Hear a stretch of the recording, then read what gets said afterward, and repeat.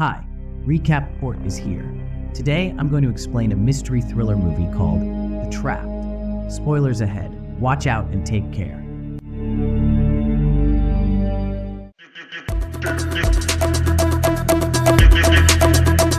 The movie opens in urban China as a woman walks towards her office. She is happily chatting on her phone, unaware of her surroundings. This is when two masked men appear out of nowhere and force her inside their car. They then take her to an unknown site, which seems to be some sort of medical facility. The scene abruptly changes to a news station, where a late-night interview is being conducted. Tonight's guest is Ren Ji, a popular presenter who runs a super hit show, 24 Hour. It revolves around mysterious criminal cases, where the presenter, Ren, goes through the evidence and tries to uncover the real culprit. During the interview, Ren is asked if he has ever been intimidated not to go after the truth. He reveals that he has been threatened several times before, but promises to keep fighting for justice and truth. Weeks pass by, and Ren continues to get high praise for his show, 24 Hour. But as the show gets bigger with each passing episode, he begins to have creative differences with the sponsors. In the end, he quits the job and decides to head a new project called Scream, alongside his assistant, Xiao. In the next scene, the woman who was kidnapped in broad daylight wakes up in a creepy establishment by the ocean's side. She finds herself in an industrial kind of room, while her left leg is chained to a bed. After desperately trying for a few minutes, the hook attaching the chain comes off, freeing her leg. She then grabs an axe from nearby and whacks the door as hard as possible. This breaks the door, but as soon as she runs outside, she finds a dirty passageway with a locked metallic door at the end. In the meantime, Ren and his crew are in an abandoned building trying to shoot a murder mystery episode. Suddenly, he hears his secretary, Xiao, scream, so he rushes to her. Upon arrival, Ren is shocked to find a man crouching in pain. His clothes are spotted with dried blood, and his face is completely covered with bandages. This worries the team, so they immediately rush the man to the nearest hospital. Soon afterward, the local police arrive at the hospital to handle the case. While they record Xiao's statement, Ren tries to converse with the man in the emergency room. The man has suffered severe burns, and the reporter asks why he didn't seek medical help. As a producer with connections to several media houses, Ren promises that he means no harm and only wants to hear the true story. He also spots a tattoo of an angel's wing on the man's forearm and asks about it. However, the strange man doesn't speak a single word. Disappointed, Ren leaves him alone and comes outside, where an officer is taking Xiao's signatures. It turns out the officer is Ren's old friend from college, Aman. That night, Ren and his assistant are setting up their new office when suddenly they discover a package addressed to him in the prop box. Inside is a burnt diary, which the duo sits down to read. They soon discover that it is a journal of a person who seems to be trapped in some sort of prison.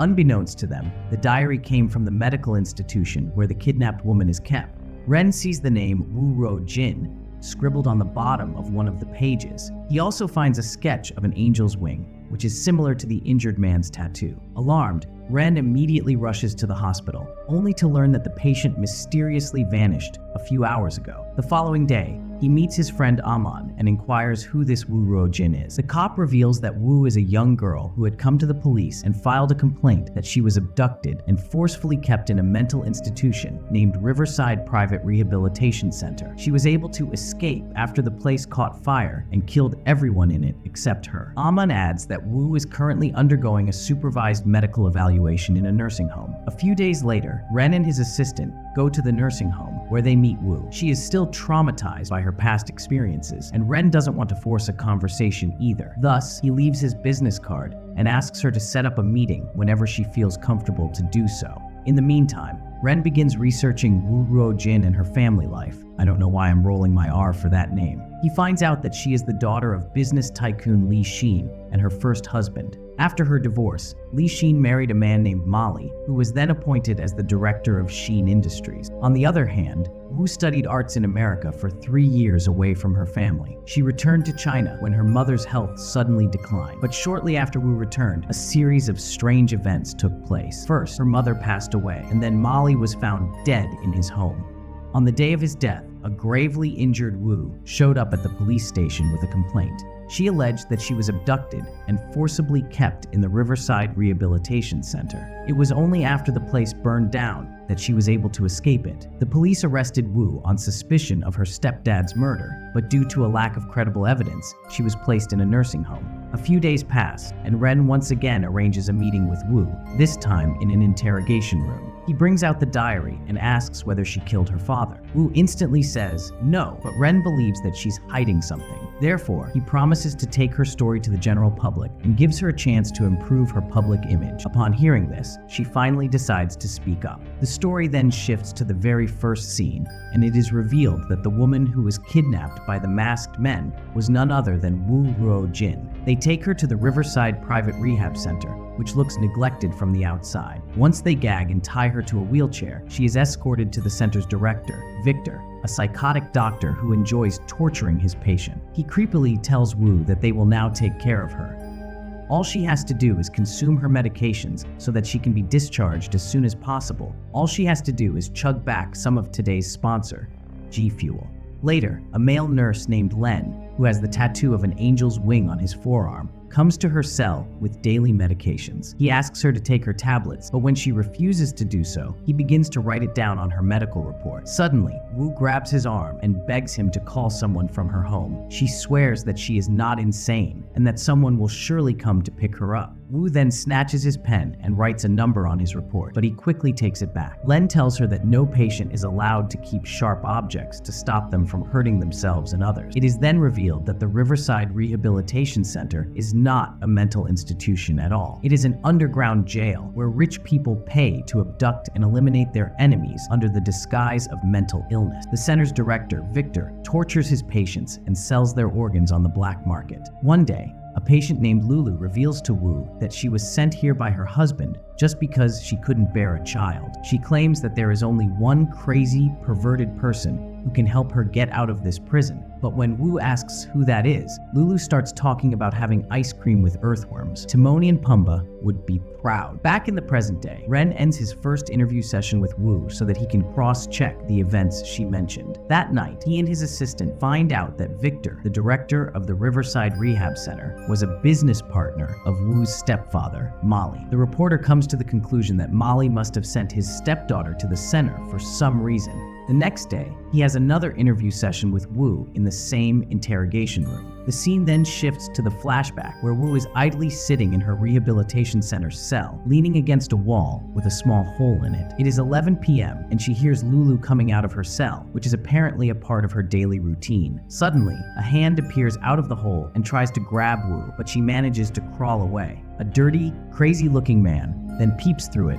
and Wu realizes this is the person Lulu was talking about. Although frightened, she goes near the hole and taps it as loudly as possible. She then asks the man to help her escape from this prison. To her utter disgust, he asks her to meet him in the bathroom the next day. The following day, Wu sneaks away from the routine checkup line while the guards are distracted. She goes to the bathroom, where the man seems to have been waiting for her. Wu immediately inquires how to escape this hellhole, to which he responds that there is a large pipe in the director's office that leads out of the establishment. There are 2 doors that she will have to pass through to get to the pipes. The man also tells her the password to the first gate that leads to the director's office. But before she can ask the password to the second one, he begins sniffing her in a perverted way.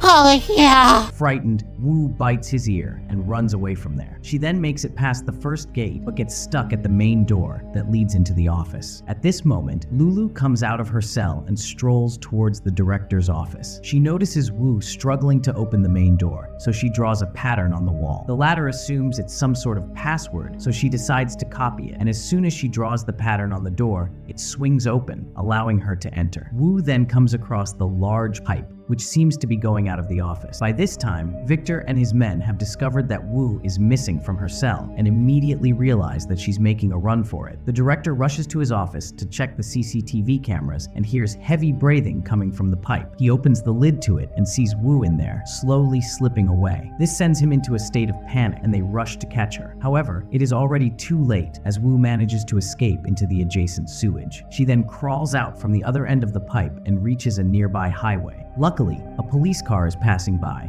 and Wu immediately rushes towards it. After enduring so much torture, her ordeal seems to have come to an end, and she falls asleep in the back of the car. Unfortunately, the police are also on Victor's payroll, and they take Wu right back to the rehabilitation center. Don't cook that, honey. The pork has gone bad. In the present, Ren does a bit of digging and learns that the owner of the Riverside Rehab Center is none other than Molly. Wu's mother, Li Xin, was the heir to 70% of the shares of a massive conglomerate owned by her father, and the remaining 30% was given to Wu. But Molly wanted to keep it all for himself, so he killed his wife and sent his stepdaughter to the rehab center. In the next scene, Ren goes to his former boss and tells her about the story. She is instantly gripped, so she allows him to produce a few more episodes of the show where he will examine the case of Wu. A week later, the first episode premieres on local TV, and the show proves to be a huge hit. Nen, follow the case on social media. I don't know what those are. And Wu begins to get massive public support. Back in the flashback, Molly is incensed at Victor for letting Wu escape